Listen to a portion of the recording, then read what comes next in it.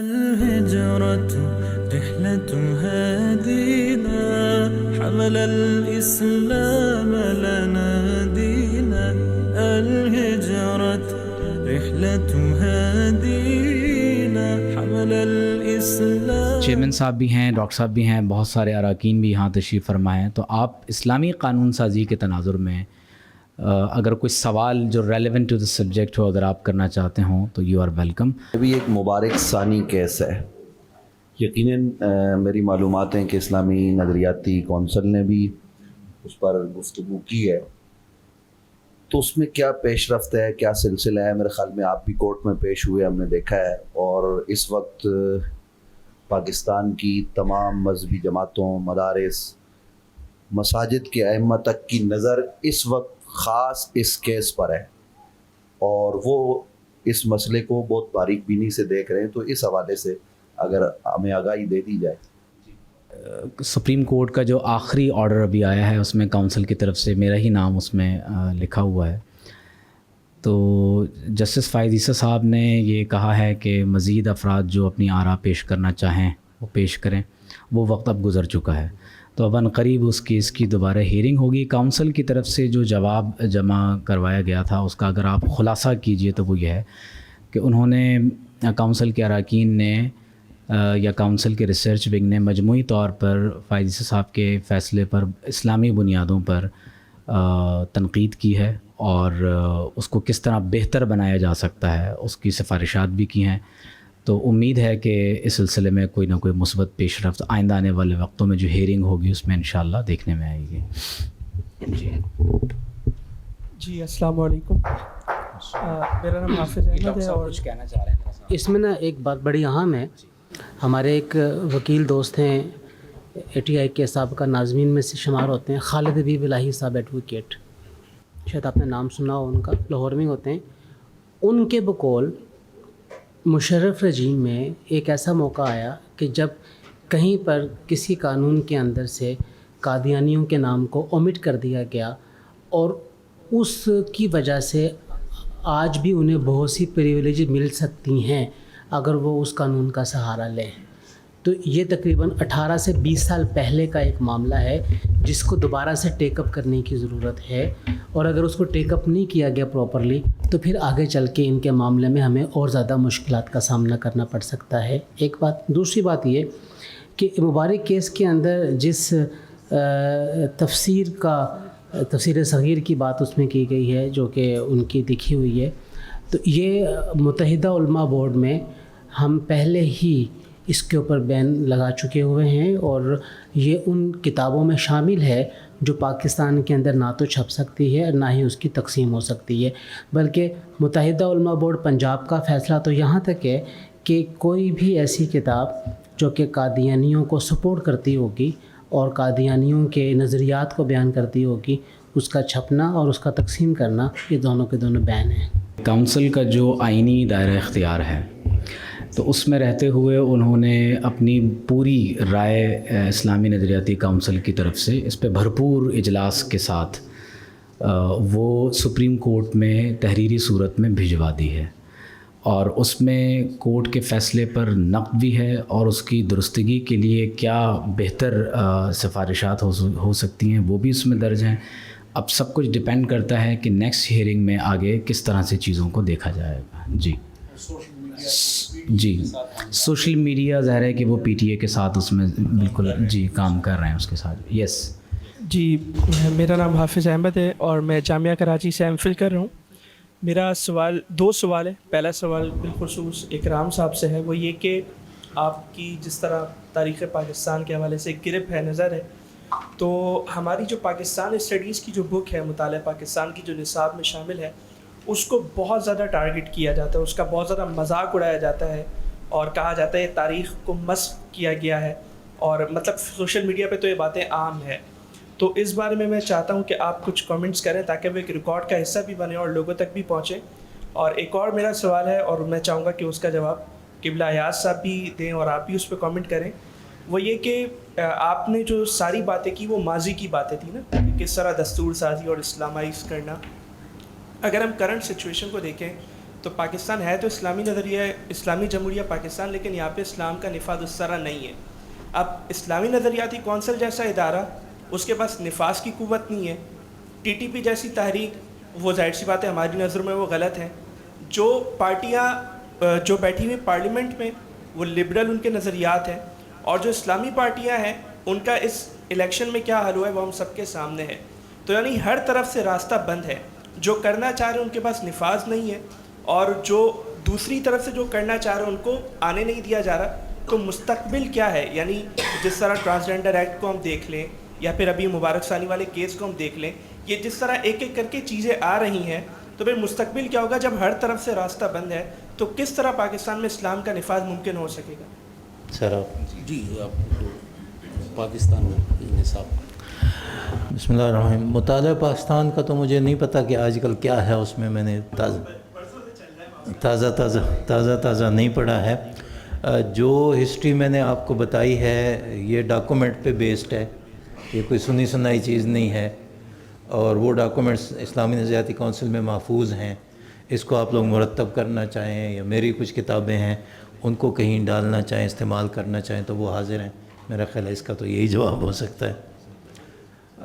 باقی میں تو چاہتا ہوں کہ چیئرمین صاحب اگلے سوال کا جواب دیں. تھوڑا سا میں عرض کر دیتا ہوں کہ حالات جو ہیں وہ تو اسی طرح ہیں جیسے آپ بتا رہے ہیں. اسلامی نظریاتی کونسل نے فکری کام کافی زیادہ کر لیا ہے. اگر آپ کہیں تو 80% اتنا کام ہو چکا ہے کہ آپ ملک کو اسلامی ڈھانچے پہ لانا چاہیں تو اس کا آپ کے پاس سافٹ ویئر جو ہے وہ سارے کا سارا موجود ہے اور آپ اس کو چلا سکتے ہیں. باقی چیزوں میں آپ اعتراضات اگر کرنا چاہیں تو پولیٹیکل ول بھی ہو سکتی ہے، بیوروکریسی بھی ہو سکتی ہے، اسٹیبلشمنٹ بھی ہو سکتی ہے، کوئی بھی ہم کہہ سکتے ہیں. لیکن میرا خیال ہے کہ دینی طبقے کی بھی اس میں کمزوری ہے. ارریلیونٹ سے ہو گئے ہیں، اگر آپ حضرات مجھے ماریں نہیں تو. وہ جو ہے نا، اب جمعہ کا خطبہ ہوتا ہے تو لوگوں کی کوشش ہوتی ہے کہ یار نہ جانا پڑے، نماز جب کھڑی ہوگی پھر ہم چلے جائیں گے. اسی طریقے سے جو سماجی دینی مسائل پیش آتے ہیں، آج ہم جس اجلاس میں تھے اس کو اقوام متحدہ اور commission on status of women وہ ہینڈل کر رہے ہیں، جبکہ یہ موضوع علماء کرام کا ہے اور دینی اسکالرز جو ہیں وہ ان کا ہے. اسی طریقے سے اور سینکڑوں مسائل، چلو 20 کہہ لیں، سینکڑوں نہ کہیں، ایسے ہیں کہ جو علماء کرام کی سطح پہ اس کی اویئرنیس ہونی چاہیے، جو عوام کے ساتھ ان کا رابطہ ہونا چاہیے. ایک زمانہ ہوتا تھا کہ مسلمان ہی طے کرتے تھے کہ منڈی کا بھاؤ کیا ہوگا، کون سی چیز کہاں بیچی جائے گی، کس طریقے سے بیچی جائے گی، اور ہماری فقہ کی کتابوں میں کتاب البیوع ابھی تک موجود ہے. لیکن اب کی بیوع اور اس کی بیوع میں بہت زیادہ فرق ہے. اب تو ہمارا اس کے ساتھ کوئی تعلق نہیں، ہم ارریلیونٹ ہیں. تو منصب ارشاد جو ہے وہ بھی تقریباً چھنتا جا رہی ہے، چھن چکا ہے. تو میرا خیال ہے کہ حکومت کی کمزوریاں اپنی جگہ پہ ہوں گی، لیکن ہماری طرف سے کمزوری یہ ہے کہ ہم اسلام کو اس طرح بنا کے پیش نہیں کر پا رہے کہ جو اللہ تعالیٰ نے قرآن مجید میں یہ مثال دی ہے کہ انزل من السماء ماء فسالت اودیۃ بقدرها فاحتمل السیل زبدا رابیہ، اور آگے یہ فرمایا آخر میں جو فرمایا اما ما ينفع الناس فيمكث في الارض. تو دین جو ہے وہ جو ہم بتا رہے ہیں، یہی بتا رہے ہیں، یہ کریں گے تو جنت میں جائیں گے، یہ کریں گے تو جہنم میں جائیں گے، زندگی کیسے گزارنی وہ ہم کوئی نہیں کر رہے. اگر ہم اس طریقے سے کر لیں اور جب الیکشن ہوتے ہیں اس وقت بھی ایسے لوگوں کو آگے بھیجیں، پھر یہ مسئلہ حل ہو جائے گا، اس کے بغیر نہیں لگتا حل ہو. جی چیئرمین صاحب اگر کچھ فرمائیں. آپ کے دونوں سوال بہت زبردست ہیں، اور آپ یونیورسٹی میں ٹیچر ہیں؟ جامعہ کراچی میں ایم فل کر رہا ہوں، ڈاکٹر عمیر صاحب کی سپرویژن. اچھا اچھا اچھا اچھا. اصل میں کچھ کام میرے خیال میں ٹیچرز کو بھی کرنے ہیں. نصاب جو ہے یہ تو کچھ ریٹن ورڈز ہوتے ہیں. ٹیچر کا رول بڑا اہم ہے.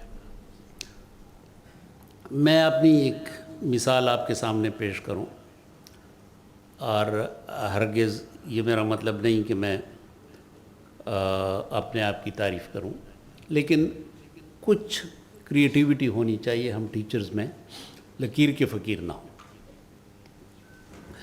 मैं जब रिटायर हुआ तो मेरे घर के साथ ही एक इदारा है IM साइंसेस पेशावर का, जिस तरह लम्स है, ये पेशावर का लम्स है, बहुत बड़ा इदारा है। उन्होंने मुझे कहा कि तुम हमारे साथ पाकिस्तान स्टडीज़ पढ़ाओ। तो मैंने कहा कि ठीक है, स्टूडेंट के साथ एक राब्ता रहना चाहिए और बुढ़ापे से बचने के लिए ये बड़ा अच्छा तरीका है कि नौजवानों के दरमियान रहें। तो घर के नज़दीक था, तो मैंने उन्हें कहा कि जो पाकिस्तान स्टडीज़ है, मैं ये तो चूँकि निसाब का हिस्सा है तो इम्तिहान के लिए मैं ये पढ़ा लूँगा, लेकिन बाकी आपने मुझे इजाज़त देनी है कि मैं अपने तौर पे स्टूडेंट्स को, क्योंकि 2 सब्जेक्ट्स हैं कि इसमें BS के प्रोग्रामों में स्टूडेंट दिलचस्पी नहीं लेते, इस्लामिक स्टडीज़ और पाकिस्तान स्टडीज़। तो वो जो निसाब था वो तो 2-3 क्लासों में मैंने मुकम्मल कर लिया। पाकिस्तान कब बना और किस तरह बना और करारदाद मकासद और हमारे पास क्या वसाइल हैं और क्या 2-3। इसके बाद मैंने शुरू किया कि आएँ अब हम आते हैं पाकिस्तान के मुख्तलिफ़ और हवालों की तरफ। और मैंने उन्हें कहा कि हम शुरू करते हैं नेशनल एंथम से, कौमी तराना, कि ये कौमी तराना हमें क्या सिखाता है। अब इसमें ऑटोमेटिकली स्टूडेंट्स जो थे वो इंगेज हो गए। मोबाइल पे हमने पाकिस्तान का कौमी तराना सुनना शुरू किया और फिर उसका तर्जुमा, फिर उसके पीछे क्या अहदाफ हैं, इसका मतलब क्या है, ऑब्जेक्टिव्स क्या हैं, ये हमें क्या मैसेज देता है। फिर मैंने उन्हें कहा कि अब हम अफ़गानिस्तान का तराना सुनते हैं। तो अफ़गानिस्तान का तराना हमने सुना। अब वो मिक्सचर है पर्शियन का, अब तो खैर तराना उनका बंद है, लेकिन अशरफ गनी के दौर का और हामिद करज़ई के दौर का तराना। फिर हमने कहा कि अब सऊदी अरब का तराना सुनते हैं। फिर इस तरीके से उज़्बेकिस्तान का तराना सुनते हैं, काज़ाकिस्तान का तराना, इंग्लिश डबिंग आ जाती है। वो कहते थे कि आप जारी रखें, इतनी उनकी दिलचस्पी आ गई। लेकिन नेशनल एंथम की वजह से, जो नेशनल एंथम का वो कह रहे थे कि पहली मरतबा हमें पता चला कि ये नेशनल एंथम की तो बड़ी अहमियत है। अच्छा, इसके बाद हम गए कि मसलन आप सूबे हैं हमारे, तो अब ये सूबों की तकसीम किस तरह है, इसकी थोड़ी बहुत हिस्ट्री।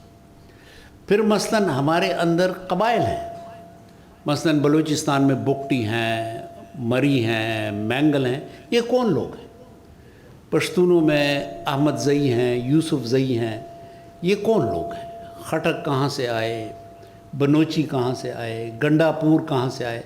हमारे वज़ीर आला बड़े मशहूर हैं गंडापुर, तो वो गंडापुर कहाँ से आए।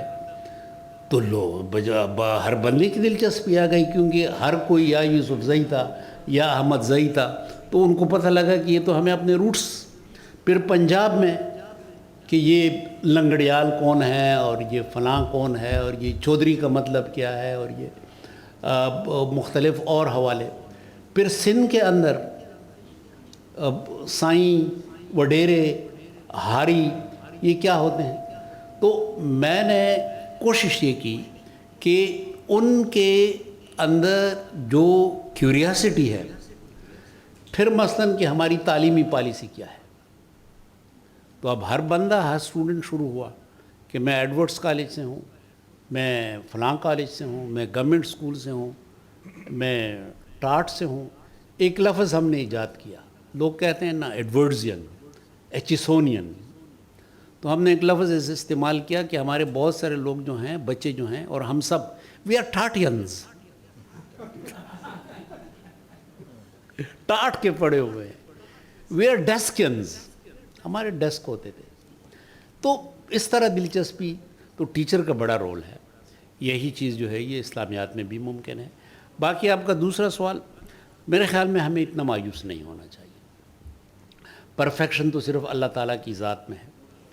फिर निज़ाम अगर पूरा इस्लामी था तो तश्कील हुई रसूल अकरम सल्लल्लाहु अलैहि वसल्लम, फिर खिलाफत राशिदा। अब ये मुमकिन नहीं है कि वो निज़ाम हो کہ جس میں حضرت ابوبکر صدیق خلیفہ ہوں اور حضرت عمر فاروق معاون ہوں اور حضرت عثمان رضی اللہ عنہ معاون ہوں، یہ ممکن نہیں ہے۔ تو جو ہے اس وقت، اس میں سمجھتا ہوں کہ ہمارے میجورٹی قوانین اسلامی ہیں، ہمارے آئین کا بہت بڑا حصہ اسلامی ہے۔ 2-3 چیزیں ہیں جو اسلام کے مخالف ہیں، ان پہ ہماری رپورٹیں موجود ہیں۔ ہمیں جو مسئلہ ہے وہ معاشرے کا ہے، معاشرے کا ہے۔ ہم جھوٹ بولتے ہیں، ہم 2 نمبری کرتے ہیں، ہم دھوکہ دیتے ہیں۔ کاش ایسی کوئی کوشش ہو کہ ہم معاشرے کی طرف آ جائیں۔ قانون سے الحمدللہ پاکستان ہر ایک ملک سے آگے ہے۔ میں محمد عامر بیگ، ہماری قومی اسمبلی کے اندر یہ ریزولوشن پیش ہو چکی ہے کہ 18 سال سے کم عمر کی شادی پر پابندی عائد کی جائے اور اس کو جرم قرار دیا جائے۔ تو کیا ہمارے ملک پاکستان کے اندر جو اسلامی جمہوریہ پاکستان ہے، تو 18 سال سے کم عمر جو نوجوان لڑکا اور لڑکیاں ہیں، وہ اپنی باہمی رضامندی کے ساتھ اگر سیکچول ریلیشن شپ قائم کرتے ہیں تو وہ تو جائز ہوگی، اور نکاح کرتے ہیں تو وہ جرم قرار دیا جائے گا؟ اس کا جواب چاہیے۔ یہ قانون جو ہے شادی والا، یہ 1929 سے ہے، 1929 سے، اور اس پہ اب تک میں ہمیشہ یہ کہتا ہوں کہ سوائے قائد اعظم محمد علی جناح کے کسی اور نے عمل نہیں کیا۔ قائد اعظم محمد علی جناح نے عمل کیا، ان کی جو فیانسے تھی اس کی عمر کم تھی، جب تک اس کی عمر قانون کے مطابق نہ آئی اس نے شادی نہیں کی۔ تو یہ قانون تو موجود ہے اور اس قانون پہ ہمارے تحفظات ہیں۔ آج بھی جو ہماری میٹنگ ہوئی تھی اس میں موضوع یہی تھا کہ یہ قانون جو ہے، یہ قانون آپ نے بنایا تو ہے اور یہ بہت پرانا قانون ہے، لیکن یہ نافذ العمل اس کا ہونا بہت مشکل ہے۔ کم سنی کی شادی میں کچھ مسائل ہیں، اس کے بارے میں کونسل آف اسلامک آئیڈیالوجی کی رائے یہ ہے کہ اس کے بارے میں عمومی آگاہی اور شعور کو بیدار کیا جائے تاکہ یہ شادیاں نہ ہوں۔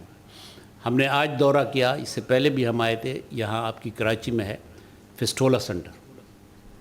وہ فسٹولا سنٹر میں کم سنی کی شادیاں، بچیاں، ان کا علاج کیا جاتا ہے، اور وہ اگر آپ وزٹ کریں مجھے یقین ہے کہ آپ نمناک ہوئے بغیر واپس نہیں آئیں گے۔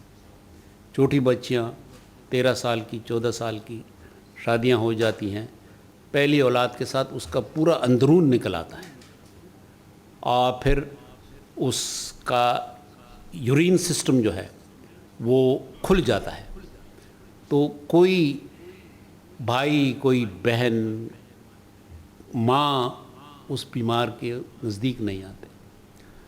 اور ایسا بھی ہوا، آج ہم نے دیکھا کہ پھر ان لڑکیوں کو خاوند نے طلاق بھی دے دی۔ تو یہ ایک سوشل پرابلم ہے، لیکن یہ قانون سازی کے ذریعے اس کا انسداد مشکل ہے۔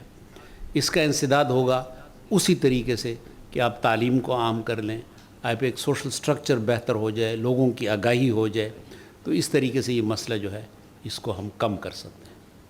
السلام علیکم سر، عبدالرشید نام ہے میرا۔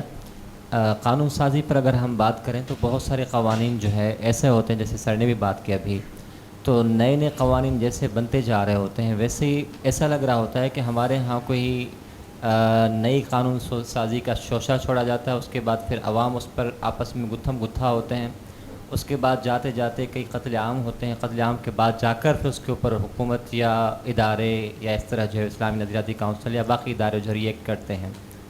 تو ایسا کیوں ہے، ایسی کیا وجہ ہے؟ کیونکہ آپ ایک بڑے ادارے کے سربراہ بھی رہے ہیں، آپ کو ایسی تجاویز کیا ایسی دی گئی ہے کہ اس طرح کی جو برننگ ایشوز ہیں جن کے اوپر قانون سازیاں ہو رہی ہیں، تو اس کو کیسے ڈیفیوز کیا جائے؟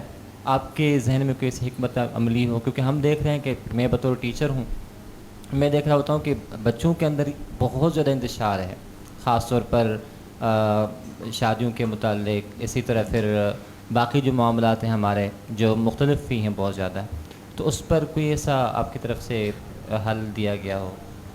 اب یہ آپ کوئی متعین مثال دیں تو پھر شاید میں متعین جواب دے سکوں گا، لیکن اس میں یہ ہے کہ یہ کوئی بڑی بات نہیں ہے۔ آپ مثلا بہت ترقی یافتہ ممالک میں دیکھیں، ہم تو ظاہر ہے کہ ابھی ایک فیز میں ہیں، 76 سال ہماری عمر ہے، बहुत तरक्की याफ्ता ममालिक में, मसलन अमेरिका आप देखें तो वहाँ पे स्टेट के पास इख्तियार है, क़वानीन मुख्तलिफ हैं, एक स्टेट के क़वानीन अलग हैं, दूसरे स्टेट के अलग हैं। तो ये तो कोई ऐसी बड़ी बात नहीं है कि हम कोई कतर या दुबई की तरह यूनिलैटरल अथॉरिटी का मुल्क हों। हम इस्लामी दुनिया में शायद वाहिद मुल्क हैं कि हमारे यहाँ बड़ी डेमोक्रेसी है, ठीक है, उसके अंदर हमें बेहतरी लाने की ज़रूरत है। लेकिन मैं आपको बताऊं कि यहाँ आपको बोलने की आज़ादी है, यहाँ आपको तकरीर की आज़ादी है, यहाँ पे आपको जितनी आज़ादियाँ हैं आप तसव्वुर नहीं कर सकते। आपके आसपास जो ममालिक हैं कि इनमें आप तसव्वुर नहीं कर सकते कि आप आज़ादी इस तरीके से इस्तेमाल करें। आपकी यहाँ पे क्या हालत होती है आपके वज़ीर आज़म की, आपके सदर की, किस तरीके से अदालतों में घसीटा जाता है, चैलेंज किया जाता है, आप तसव्वुर नहीं कर सकते कि ममालिक में, बहुत सारे ममालिक में ऐसा हो। बल्कि मैं तो कहता हूँ कि हमें, आज मैं फ़ख्र महसूस करता हूँ कि अमेरिका जैसा मुल्क जो अपने आप को जमहूरियत के लिए एक बहुत बड़ा, वहाँ पे स्टूडेंट्स को जुलूस निकालने पे निकाला जाता है। ऐसा तो पाकिस्तान में भी नहीं होता। पाकिस्तान में क्या, कतर में भी शायद ऐसा ना हो, सऊदी अरब में भी ऐसा ना हो। तो ये बहुत सारी चीज़ें ऐसी हैं, मुझे बड़ी परेशानी होती है कि हमारा नौजवान तबका हमेशा डार्क साइड की तरफ जाता है। हमारी अल्हम्दुलिल्लाह बहुत अच्छी सिफ़ात हैं, बहुत अच्छी खूबियाँ हैं और बहुत अच्छे पहलू हैं पाकिस्तान के। कोशिश हमारी ये होनी चाहिए, कौन सा मुल्क ऐसा है कि जिसमें प्रॉब्लम्स नहीं है। तो पाकिस्तान में भी यकीनन प्रॉब्लम्स हैं, लेकिन हमारे मुस्बत पहलू भी बहुत हैं। अस्सलाम वालेकुम सर, मेरा नाम अब्दुल है और मैं बहरिया यूनिवर्सिटी में एमफिल का स्टूडेंट हूँ। सर मेरा आपसे सवाल है, आपने जितने भी मसाइल बताए कि जो हुकूमत की तरफ से इस्लामी नज़रियाती कौंसिल की तरफ रेफ़र किए जाते हैं, तो ज़्यादातर हम देखते हैं कि वो कंट्रोवर्शियल मसाइल होते हैं। जिस तरह आपने 4-5 मसाइल बताए कि कोरोना वाला मसाइल, और इसके अलावा श्रीलंकन मैनेजर का, और इसके अलावा इस्लामाबाद में मंदिर बनाने का मसला। इससे पहले अगर हम जाएँ DNA की जो शहादत थी उसका मसला।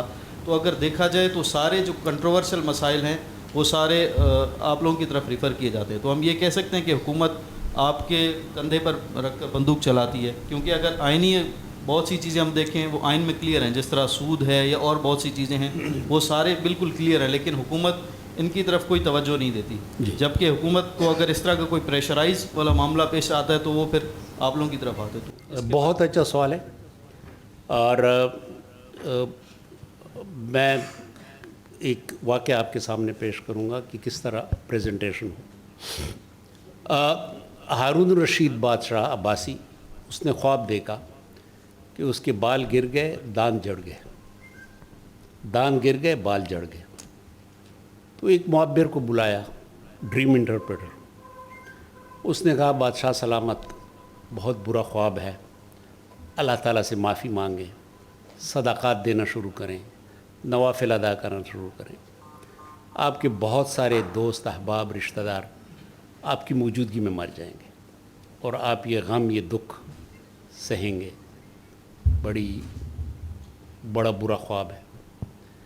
बादशाह परेशान हुआ, उसने दूसरे मुअब्बिर को बुलाया, ख्वाब बयान किया। बादशाह मुअब्बिर ने कहा, ड्रीम इंटरप्रेटर ने, बादशाह सलामत, मुबारक, बहुत बेहतरीन ख्वाब है, अल्लाह ताला का आपके ऊपर बहुत बड़ा इनाम है, एक बड़ी नवीद है, और आप सदाक़ात देना शुरू करें, आप नवाफिल अदा करना शुरू करें, खुदा ताला का शुक्र अदा करें। ख्वाब में आपको दराज़ी उम्र की नवीद दी गई। तो दोनों का नतीजा एक ही है, लेकिन एक को पांसी मिली, दूसरे को मुरब्बे मिले। तो जो आप फरमा रहे हैं यही हमारा फ़ख्र है कि जब हुकूमत पाकिस्तान मुश्किल में होती है तो एक आइनी इदारे की तरफ देखती है, और हम इस पे फ़ख्र करते हैं कि हमारी तरफ। लेकिन इसका ये मतलब नहीं कि हमें इसी के लिए रखा गया है। Day in and day out, day in and day out mayor Mahmood Siddiqui साहब गवाह हैं, इतना बड़ा एजेंडा हमारा आता है। तो हर एक चीज़ पे गवर्नमेंट हमारी तरफ आती है, लेकिन चूंकि वो बातें मीडिया में नहीं आती, वो मामूल का काम होता है, इस वजह से लोगों को आगाही नहीं है। वरना मेरे ख़्याल में मेयर महमूद सिद्दीकी साहब जब कराची से आते हैं और एजेंडा लाते हैं तो अलग बैग उनके लिए ایجنڈے کے لیے ہوتا ہے. تو یہ ہے ایسا. ہماری بدقسمتی ہے کہ میڈیا ہمارے ساتھ اتنا فرینڈلی نہیں رہا. کونسل کی جس طریقے سے میں ہمیشہ کہتا ہوں کہ ازہر یونیورسٹی یہ مصر کا اسلامی نظریاتی کونسل ہے. تو مصر کا سفیر جب جاتا ہے تو وہ سب سے پہلے جامعہ ازہر کی تعریف کرتا ہے اور اس کو پریزنٹ کرتا ہے.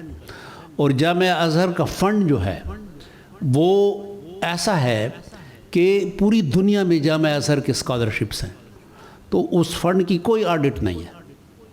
تو کاش پاکستان کو یہ اندازہ لگ جائے کہ جس طرح وہ ان کے لیے قابل فخر ادارہ جامعہ ازہر ہے, اس طرح وہ ادراک کر لیں کہ اسلامی نظریاتی کونسل کی وجہ سے کس طرح ریاست کے مسائل جو ہیں وہ حل ہوتے ہیں اور ایک بہتر تاثر بنتا ہے. تو پھر میں سمجھتا ہوں کہ زیادہ بہتری کے امکانات موجود ہیں. امن کو یقینی بنایا ہے اسلامی نظریاتی کونسل نے. ایک جس طرح ہوتا ہے نا سیفٹی وال, وہ اسلامی نظریاتی کونسل ہے. آپ نے اکابرین پاکستان جنہوں نے تحریک پاکستان میں حصہ لیا اور آئین کے لیے اپنی خدمات پیش کیں, ان میں بہت سارے نام لیے. ہمارے ہاں 2 شخصیات ہیں, ان کا نام کو بڑا ہائی لائٹ کیا جاتا ہے. ایک علامہ نعیم الدین مراد آبادی اور دوسرے غلام احمد پرویز. تو ان دونوں کے حوالے سے آپ نے کچھ ارشاد نہیں فرمایا. دوسری بات, میرا سوال جو دوسرا ہے وہ قبلہ ایاز صاحب سے ہے کہ ہندوستان اور پاکستان میں ایک مسئلہ ہے طلاق کا, جس پر آوازیں اٹھتی ہیں, اس کے حل کے لیے کوششیں کی جاتی ہیں یا اس کا کوئی نتیجہ نہیں نکلتا. اور اس میں یورپ میں بھی بڑے مسئلے مسائل کھڑے ہوئے ہیں, اور یورپ والوں نے تو مفتی منیب الرحمان صاحب سے یہ عرض کر دیا ہے کہ آپ پاکستان, ہندوستان اور بنگلہ دیش کو دیکھیں, ہمیں ہمارے حال پہ چھوڑ دیں. تو اگر آپ طلاق کے حوالے سے قادیانی یا اہل حدیث یا شیعہ فقہ جعفریہ یا فقہ حنفیہ کو چھوڑ کے اگر اس مسئلے کو خالص قرآن کی روشنی میں اگر دیکھیں اور آپ کچھ فرما دیں تو یہ ہم لوگوں کے لیے, پاکستانی قوم کے لیے ایک بڑا سرمایہ ہو. جتنے مسودے میں نے مطالعہ دستوریات پاکستان پہ کوئی 15 مسودوں کا خاکہ میں نے بنایا ہے 1940 سے لے کے, تو آگے سلسلہ چل رہا ہے. 2 کتابیں اس پہ جو ہے وہ چھپ رہی ہیں نیشنل بک فاؤنڈیشن میں, اور تیسری جو ہے وہ جاری ہے. چوتھا مسودہ جو ہے وہ ہے اسی پہ کہ مکاتب فکر نے کیا کیا دستوری مسودات پیش کیے. تو ڈاکٹر صاحب سے بھی درخواست کی ہوئی ہے, اپنے شیعہ دوستوں سے بھی درخواست کی ہوئی ہے, دیوبندی دوستوں سے بھی, اہل حدیث دوستوں سے بھی, کہ ان کے ہاں جتنا مواد ہے. مولانا نعیم الدین مراد آبادی رحمۃ اللہ علیہ کے میں نے تقریریں پڑھی ہیں اور جو انہوں نے کی اور جس طریقے سے وہ تاریخ پاکستان میں کام کرتے رہے. ہم ٹیکنیکلی دستور کے بارے میں چیزیں جو ہیں ان کو تلاش کرنے کی کوشش کر رہے ہیں. آپ حضرات میں سے بھی کسی کو ملے تو ضرور ہمیں دیجیے گا. انشاءاللہ اگلا مسودہ جو ہے وہ اس پر آئے گا, اللہ کرے گا تو باقی چیزیں ہمارے پاس ہیں. مولانا نعیم مراد آبادی صاحب کا نام تو میں نے سنا ہے, لیکن اس کے بارے میں میری معلومات ناقص ہیں. غلام احمد پرویز صاحب کا نظام تھا اور اس نے بہت اچھی تجاویز دی, اور اس کا تصور تھا نظام ربوبیت. وہ نظام ربوبیت جو تھا وہ یوں سمجھیں کہ بڑی حد تک جس کو آپ کہہ سکتے ہیں کہ اشتراکی نظام, سوشلزم کا نظام, جس میں زمین, جائیداد, باقی جو ملکیت ہے ان تمام کی ایک مشترک اجتماعی ملکیت. نظام ربوبیت پہ ان کی بڑی کتاب ہے. پھر سلیم کے نام خطوط, باقی اس میں یہ چیزیں جو ہیں پوری تفصیل کے ساتھ. پھر قرآن پاک پہ جو ان کی تفسیر ہے تو قرآن پاک کی مختلف آیات سے, تو ایک پورا نظام انہوں نے دیا ہے. اور وہ نظام جو ہے وہ ہمارے اہل علم کے درمیان اس سے استفادہ کیا جاتا تھا علمی طور پہ. لیکن جب سے روس ٹوٹ گیا ہے, اس کے بعد اب وہ نظام ایک رومانس کے طور پہ تو زیر بحث آ سکتا ہے، لیکن اب وہ حقیقی دنیا میں فی الحال ممکن نہیں ہے، کیونکہ اب ساری دنیا بشمول روس، بشمول چائنا، یہ فری مارکیٹ اکانومی کی طرف اور کمرشلزم کی طرف پورا سلسلہ جا رہا ہے، اور وہ جو تصور تھا وہ اب رومانس کی حد تک موجود ہے. جس طرح قوم پرستی کسی زمانے میں قوم پرستی کا تصور تھا، اب وہ رومانس کی حد تک تو ہے، لیکن اب نظام جو ہے وہ اکنامکس کے ارد گرد گھوم رہا ہے، وہ باقی جو تصورات تھے ان کے ارد گرد نہیں گھوم رہا. سود کے حوالے سے یہ ہے کہ سود پہ ہماری رپورٹ موجود ہے، بنیادی رپورٹ ہماری ہے سود پہ، وہ سلسلہ جاری ہے، اور اس پہ اب بھی ایک فیصلہ آیا ہے، لیکن اس میں یہ ہوا کہ ایک متبادل نظام تو بن گیا، مثلا میزان بینک ہے، باقی بینکس ہیں، لیکن مکمل طور پہ ہمارا نظام جو ہے یہ اس لیے غیر سودی اساس پہ اب تک ممکن نہیں ہے کہ ہم بدقسمتی سے ایک ڈیپینڈنٹ قوم ہے، اور غیر سودی نظام اس قوم میں ہو سکتا ہے کہ جو ڈیپینڈنٹ نہ ہو. جب آپ قرضوں کے لیے، بھیک کے لیے ادھر جائیں ادھر جائیں، تو انگریزی میں کہتے ہیں بیگرز آر ناٹ چوزرز. تو ہم برونائی کی طرح ہو جائیں تو ہو سکتا ہے ہمارا نظام جو ہے کہ جہاں پہ ہر بندہ جو ہے وہ صبح ایک ٹن تیل کا نکالتا ہے، حکومت کو دیتا ہے اور جیب میں پیسے آتے ہیں، تو اگر ہم برونائی بن گئے تو شاید یہ چیز بھی آ جائے گی. Thank you very much. جی طلاق کے حوالے سے میں عرض کروں، طلاق کے حوالے سے یہ ایک نئی اصطلاحات آئی ہیں، فقہ الاقلیات، کہ جہاں پہ مائنورٹیز ہیں ان کی ایک الگ فقہ، اور اس طرح فقہ الواقع کہ جو ماڈرن مسائل ہیں. تو بالکل یہ بات صحیح ہے کہ اقلیات کا کاسموپولیٹن فقہ، اس کی بڑی گنجائش ہے. ان لوگوں کے اپنے مسائل ہیں، اپنی مشکلات ہیں، وہ اپنے علماء وہاں پہ اب لوکل علماء آ رہے ہیں، ان کو چاہیے کہ اپنے حالات کے مطابق اپنے لیے کوئی صورت جو ہے وہ بنا لیں. الهجرة رحلة هادينا حمل الإسلام لنا دينا. الهجرة رحلة هادينا حمل الإسلام لنا دينا.